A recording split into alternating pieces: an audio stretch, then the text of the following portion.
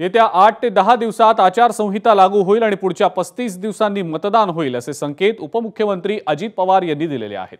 दरम्यान जेव्हा उमेदवार जाहीर होईल तेव्हा हेवे दावे बाजूला ठेवून महायुतीचा धर्म पाळा असं आवाहन सुद्धा अजित पवारांनी केलं आहे।